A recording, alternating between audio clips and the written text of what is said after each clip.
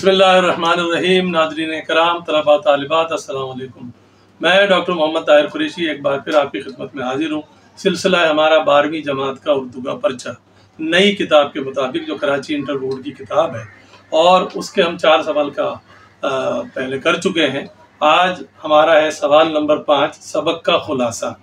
सबक के खुलासे के लिए कराची इंटरमीडिएट बोर्ड ने 9 असबाक मुख्तस किए हैं, और वो असबाक हैं: कॉलम निगारी के 2 सबक है, अदब आमूज़ों के नाम, लाहौर में अदीबों की कालोली, इंशाइया से 1 सबक है, मेरा एल्बम, नावल से 3 सबक है, सहर होने तक, ज़मीन, नए दौर की लड़की, दास्तान से 1 सबक है, 4 मालदार, और तंज़ो मिज़ा के दोनों सबक, सवेरे जो कल आँख मेरी खुली, और क्रिकेट। ये 9 असबाक हैं, इन्हीं में से खुलासा आएगा। ये 10 नंबर का सवाल है मुसन्निफ़ के तारुफ़ के साथ। मुसन्निफ़ के तारुफ़ के यूँ समझ लीजिए 2 नंबर हैं, गोया 8 नंबर का सिर्फ खुलासा होगा। इसके साथ या आता है, या आप खुलासा करें या 5 मशकी सवालों के जवाब दें। तो मशकी सवाल तो पूरी किताब में से कहीं से भी आ सकते हैं, तो ज़्यादातर तलबा खुलासे को तरजीह देते हैं, तो हम भी खुलासे ही की बात करेंगे। और पहले तो आपको ये बताएंगे कि खुलासा होता क्या है, उसके बाद नमूने के तौर पर एक सबक का खुलासा आपको करके भी दिखाएंगे। पहले तो ये समझ लीजिए, खुलासा का मतलब है किसी भी बड़ी चीज़ को छोटा करना अपने अल्फाज में। ये 2 बुनियादी बातें हैं। किसी भी चीज़ को, किसी भी किताब को, नावल को, ड्रामे को, अफसाने को, कहानी को, पैराग्राफ को, इक़्तिबास को, किसी भी सबक को मुख्तसर करना और अपने अल्फाज में लिखना, ये खुलासे की 2 शर्तें हैं। अब मुख्तसर कितना होना चाहिए? तकरीबन 1/3। याद रखिए, इन चीज़ों में कोई रियाजी की तरह 2 और 4 वाले उसूल नहीं होते, तकरीबन की बात होती है। 1/3 का मतलब ये कभी उससे थोड़ा ज़्यादा भी हो सकता है, कभी उससे कम भी हो सकता है। ये तो हो गई मुख्तसर की बात कि कितना छोटा होना चाहिए। यानी अगर 3 सफ़े का मजमून है तो 1 सफ़े के आसपास आपको खुलासा कर लेना चाहिए। और अपने अल्फाज से क्या मुराद है, ये बड़ी अहम बात है, क्योंकि शहर में ज़्यादातर नोट्स हैं, माजरत के साथ उसमें ये गलती मौजूद है कि जो खुलासे में जो अल्फाज नहीं आने चाहिए वो भी मौजूद हैं। यानी अपने अल्फाज से ये मुराद है, आप अंग्रेज़ी चीज़ से ज़्यादा समझेंगे। अंग्रेज़ी में आपने डायरेक्ट इनडायरेक्ट स्पीच पढ़ा होगा, तो खुलासा हमेशा इनडायरेक्ट स्पीच यानी बिलवास्ता में लिखा जाता है। और चूँकि डायरेक्ट स्पीच में वावेन होते हैं, तो खुलासे में वावेन भी नहीं होंगे। चूँकि इनडायरेक्ट स्पीच में मैं और हम का इस्तेमाल नहीं होता, ही शी वगैरह का होता है, तो यूँ समझ लीजिए कि जो 3 ज़मीरें हैं, जो 3 प्रोनाउन हैं, मैं अंग्रेज़ी में आपकी समझ के मुताबिक कह रहा हूँ, बहुत से लोग तो ज़मीर में ही फंस जाएंगे। तो ज़मीर मुतकल्लिम, बोलने वाला, वो है मैं, हम, ये है बुनियादी ज़मीर है। और इनसे बनने वाले अल्फाज मैं, मेरा, मुझे, हम, हमारा, हमें, मुझको, ये अल्फाज खुलासे में नहीं आने चाहिए। दूसरी ज़मीर है ज़मीर मुखातिब, जो आप सामने वाले का आप नाम नहीं लेते, उसको कभी आप कहते हैं, कभी तुम, कभी तू। ये तीनों खालिस ज़मीरें हैं, और उनसे बनने वाले अल्फाज तुमसे तेरा, तुमसे तुम्हारा, तुम्हारी तुम्हारे, तू से तेरा, तेरी तेरे, तुझे तुझ, ये अल्फाज खुलासे में नहीं आने चाहिए। तीसरी ज़मीर है ज़मीर गायब, 3rd पर्सन, यानी जो बंदा मौजूद नहीं है उसके बारे में हम बात कर रहे हैं। ये भी समझने की बात है ना कि खुलासा आप किसी सबक का कर रहे हैं, तो आप अपनी कहानी थोड़ी बयान कर रहे हैं। इसलिए मैं, मेरा, मुझे, हम, हमारा, हमें, ये अल्फाज नहीं आने चाहिए। और आप, तुम, तू, तुझे, तुम्हें, तेरा, तेरी, तेरे, ये अल्फाज नहीं आने चाहिए। ये है जनाब खुलासे के कवायद या ग्रामर कह लीजिए। और आज हम जिस सबक का खुलासा आपके लिए बतौर नमूना 1 सबक का करेंगे, वो सबक है ज़मीन। सबक ज़मीन के खुलासे से पहले मुसन्निफ़ा का तारुफ। इसकी मुसन्निफ़ा है खदीजा मस्तूर, मशहूर अफसाना निगार, नावल निगार। तरक्की पसंद तहरीक से इनका ताल्लुक़ रहा, और इनके लिखे हुए एक नावल आंगन को आदम जी अदबी इनाम भी मिल चुका है। अच्छा, इनकी बहन हाजरा मसरूर भी मशहूर अफसाना निगार खातून है। तो ज़मीन का थोड़ा सा पस मंज़र आपको लिखना पड़ेगा कि ये चूँकि नावल का बीच का टुकड़ा है, तो थोड़ा सा ये बताना पड़ेगा कि जहाँ से आपके किताब में सबक शुरू होता है, पस मंज़र ये है कि पाकिस्तान बन चुका है और महाजिरों के काफ़िले मुख्तलिफ़ जगहों पर जा रहे हैं, और फ़िलहाल उन्हें आर्जी तौर पर कैंपों में रखा गया है। तो ये ऐसे ही एक कैंप की कहानी है, और कहानी है साजिदा और उसके वालिद की। جو کیمپ میں مقیم ہیں، کیمپ میں جو بھی رہتے ہیں ان کو باقاعدگی سے کھانا تو اس طرح تو نہیں ملتا، لیکن لوگ آ کے دے جاتے ہیں، کبھی کوئی چاولوں کی دیگ دے جاتا ہے، کبھی سالن کی دے جاتا ہے، کبھی اور کسی چیز سے امداد دے جاتا ہے۔ یہ پس منظر آپ کو لکھنا پڑے گا۔ اب طریقہ یہ ہے کہ جو پیراگراف ہے وہ میں پڑھ بھی رہا ہوں، آپ کو اسکرین پر لکھا ہوا بھی نظر آ رہا ہوگا۔ میں وہ پیراگراف بھی پڑھوں گا کیونکہ یہ خلاصہ ایک ہی سبق کا ہوگا، یہ بطور نمونہ آپ کے سامنے پیش کیا جا رہا ہے، باقی اسباق کا آپ اسی نمونے پہ خود کریں گے۔ یہ ذہن میں رکھیں کہ خلاصے میں ہر مشکل لفظ کے معنی بتانا ضروری نہیں ہوتے، خاص بات لی جاتی ہے، غیر ضروری باتیں چھوڑ دی جاتی ہیں، جیسے کہ ابھی ہم اس کی مشق کریں گے۔ سبق شروع ہوتا ہے۔ اچھا، اس کا یہ زمین جو سبق ہے، یہ ناول بھی زمین ہی نام ہے، یعنی زمین ہی سے لیا گیا ہے، زمین ہی سے ماخوذ ہے۔ اس نے دیکھا، یہ بات ہو رہی ہے ساجدہ کی، اس نے دیکھا سے مطلب ہے ساجدہ، شروع میں بتانا پڑ رہا ہے۔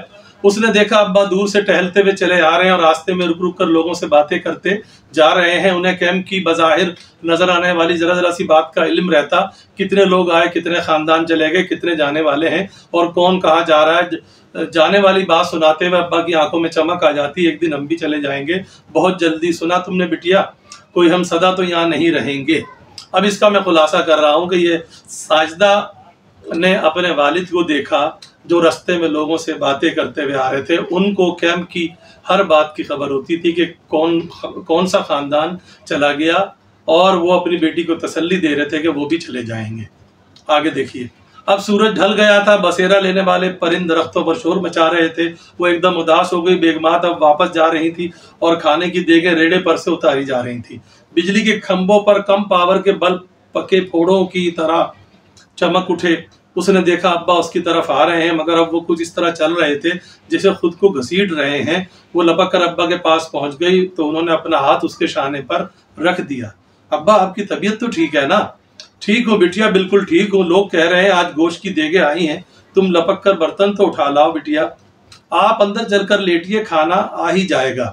ارے نہیں بٹیا، تم دیکھتی نہیں لوگ کس طرح دیگوں پر ٹوٹے پڑتے ہیں۔ وہ ہنسنے لگے۔ ساری بوٹیاں ختم ہو جائیں گی، تم میرے آرام کی خاطر بھوکی رہ جاؤ گی۔ سالن کی خوشبو آ رہی ہے نا؟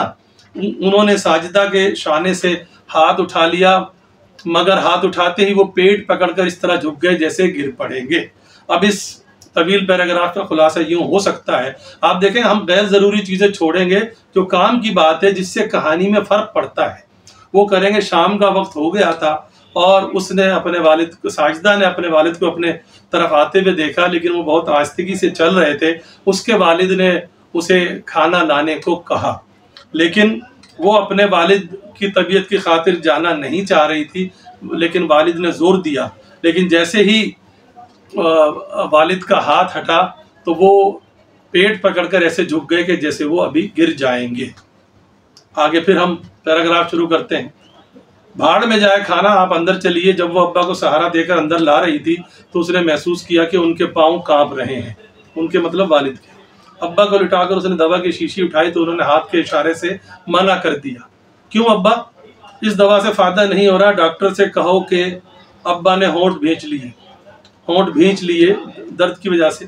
میں ڈاکٹر کے پاس جاتی ہوں ابا، میں اسے ابھی لاتی ہوں۔ وہ باہر نکل کر پوری طاقت سے بھاگنے لگی۔ اس نے یہ بھی نہ سنا کہ ابا اسے پکار رہے تھے، رک جا بٹیا، پہلے کھانا لے آؤ، لوٹ آؤ بٹیا، میں ٹھیک ہوں۔ ڈسپینسری تک پہنچتے پہنچتے اس کی سانس پھول گئی۔ اسٹول پر بیٹھا ہوا کمپاؤنڈر بڑے مزے سے نان کے ساتھ بوٹیاں کھا رہا تھا۔ جب وہ ڈسپینسری کے اندر جانے لگی تو اس نے ہاتھ کے اشارے سے روک دیا۔ ڈاکٹر صاحب واک کے لیے گئے ہیں بی بی۔ نوالا نکلنے کے بعد اس نے بتایا۔ کب آ جائیں گے؟ آ جائیں گے بی بی، اب دیکھو نا، جب تک بندہ ٹہلے نہیں روٹی کیسے ہضم ہو، بس آتے ہی ہوں گے۔ میرے ابا بہت بیمار ہیں۔ وہ کمپاؤنڈر کو التجا سے دیکھنے لگی۔ جب ڈاکٹر صاحب آئیں تو ان سے کہنا منشی رمضان صاحب کو آ کر دیکھ لیں۔ یہ پیغام اس نے بالکل اسی طرح دیا جیسے ایک بار رات کو وہ اپنی گلی میں رہنے والے ڈاکٹر کو دے آئی تھی۔ اس رات بھی ابا کے پیٹ میں سخت درد اٹھا تھا۔ ڈاکٹر چند منٹ بعد آ گیا تھا اور اس نے کہا تھا کہ آپریشن کرا کے اپینڈکس نکلوا دیں۔ ڈاکٹر کے جانے کے بعد ابا بہت ہنسے تھے۔ کل کو ڈاکٹر صاحب کہیں گے پیٹی بدلوا لو۔ ساجدہ نے کیسا کیسا سمجھایا، مگر ابا تو آپریشن کی بات ہی سننے کو تیار نہ تھے۔ باپ کی کم علمی بعض اوقات اسے خون کے آنسو رلاتی۔ یہ جو پورا پیراگراف صفحہ نمبر 56 پہ آدھے صفحے زیادہ ہم نے پڑھا گیا۔ اب اس کا خلاصہ، والد کی طبیعت خراب دیکھ کر وہ کھانے کو بھول گئی اور اپنے والد کی دوا کی شیشی لانی چاہی تو اس کے والد نے ڈاکٹر کو بلانے کو کہا۔ وہ بھاگتے ہوئے ڈسپینسری گئی تو وہاں کمپاؤنڈر نے بتایا کہ ڈاکٹر صاحب ٹہلنے کے لیے گئے ہیں۔ وہ چاہ رہی تھی کہ ڈاکٹر صاحب جلدی آ جائیں تو اس نے کمپاؤنڈر کو پیغام دے دیا کہ جیسے وہ آئیں تو ان کو منشی رمضان کے ہاں بھیج دیا جائے۔ اس سے پہلے بھی ڈاکٹر نے ان کے والد کا معائنہ کر کے ان کو اپینڈکس نکلوانے کا مشورہ دیا تھا، جو اس کے والد نے نہیں مانا تھا۔ اب پھر ہم پیراگراف پڑھتے ہیں۔ وہ چند منٹ تک کھڑی ڈاکٹر کا انتظار کرتی رہی اور پھر یہ سوچ کر دوڑ پڑی کہ ابا اکیلے ہیں، مگر جب وہ ابا کے پاس پہنچی تو وہ اکیلے نہیں تھے، ان کے پاس بہت سے لوگ جمع تھے اور ڈاکٹر بھی سر جھکائے خاموش کھڑا تھا۔ ساجدہ کو دیکھ کر لوگ ابا کے پاس سے ہٹ گئے۔ ابا کے سرانے رکھی ہوئی لالٹین ٹمٹما رہی تھی۔ آپ یہاں ہیں؟ میں آپ کو ڈسپینسری میں تلاش کر رہی تھی۔ ابا کی طبیعت کیسی ہے؟ وہ ڈاکٹر کو امید بھری نظروں سے دیکھ رہی تھی۔ ابا ٹھیک ہے نا؟ آپ کو کس نے بتایا میرے ابا بیمار ہیں؟ میں نے ان کو ادھر سے گزرتے دیکھا تو بلا لیا، ایک بزرگ سے آدمی نے بھرائی ہوئی آواز میں جواب دیا۔ میں پوچھ رہی ہوں میرے ابا کیسے ہیں؟ وہ تقریباً چیخ پڑی۔ سب خاموش رہے، کسی نے جواب نہیں دیا۔ میں ڈیوٹی پر تھا، اگر میں واک پر نہ گیا ہوتا تو۔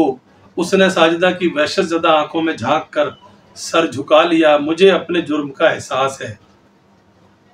اللہ کی مرضی، اللہ کی مرضی، کئی آوازوں نے ایک ساتھ کہا۔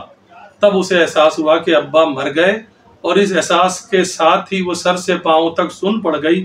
اس نے ڈاکٹر کو جاتے دیکھا، لوگوں کو ہٹتے دیکھا، پھر وہ ایک کمزور شاخ کی طرح جھکنے لگی تو کئی ہاتھوں نے اسے تھام لیا۔ اب اس پیراگراف کا جتنا بھی پڑھا گیا ہے ایک سے زیادہ، کہ ڈسپینسری سے وہ یہ سوچ کر واپس آ گئی کہ اس کے والد اکیلے ہوں گے، لیکن جیسے ہی وہ گھر پہنچی تو وہاں کافی لوگ جمع تھے اور وہ ڈاکٹر بھی موجود تھا۔ اس نے ڈاکٹر سے پوچھا کہ اسے کیسے پتہ لگا کہ اس کے والد بیمار ہیں؟ تو ڈاکٹر نے کہا کہ وہ ڈیوٹی پر تو تھا لیکن وہ غلطی سے واک پر چلا گیا۔ اگر وہ واک پر نہ گیا ہوتا تو اس کے ساتھ ہی ساجدہ کو احساس ہو گیا کہ اب اس کے والد اس دنیا میں نہیں رہے اور وہ بے ہوش ہو گئی۔ آپ دیکھیں میں نے کتنے بڑے پیراگراف کو کتنا مختصر کیا۔ یہی ہے کہ غیر ضروری باتیں چھوڑی جاتی ہیں، کام کی بات لی جاتی ہے۔ جو جس چیز کو کہانی متاثر کرے وہ لی جائے گی، جس کو آپ کہتے ہیں نا کہانی میں ٹوسٹ پیدا کرے، اور جو چیز کہانی کو متاثر نہ کرے وہ چیز چھوڑی جاتی ہے، ورنہ خلاصہ مختصر کیسے ہوگا۔ اب آخری پیراگراف، جب وہ ہوش میں آئی تو اس نے دیکھا کہ ادھیڑ عمر کی عورتیں بیٹھے بیٹھے ایک دوسرے کا سہارا لیے سو رہی تھیں اور دو سپارے ان کے سامنے کھلے ہوئے تھے۔ وہ آہستہ سے اٹھ کر بیٹھ گئی۔ اس نے ابا کے چہرے سے چادر سرکا کر لالٹین کی بتی اونچی کر دی۔ سرد، اداس اور ویران چہرہ جیسے اس سے سرگوشی کر رہا تھا۔ ارے بٹیا، زندگی کے حساب میں بھی غلطی ہو گئی، اب تم کیا کرو گی؟ اس نے اپنا چہرہ ان کے ٹھنڈے چہرے پر رکھ دیا اور اس طرح گھٹ گھٹ کر رونے لگی کہ کہیں کوئی اس کے آنسوؤں کی آہٹ نہ سن لے، کوئی اس کے غم کی راہ کو صبر کے لفظوں سے کھوٹا نہ کر دے۔ اب آخری پیراگراف کا اس طرح کہ جب وہ ہوش میں آئی تو اس نے دیکھا کہ چند عورتیں تلاوت کر رہی ہیں۔ اس نے اپنے باپ کے چہرے کو دیکھا اور بے اختیار محبت سے اپنا چہرہ اپنے باپ کے چہرے پر رکھ دیا۔ وہ رونے لگی، لیکن وہ یہ بھی نہیں چاہتی تھی کہ لوگ اس کو صبر کی جھوٹی تسلیاں دیں۔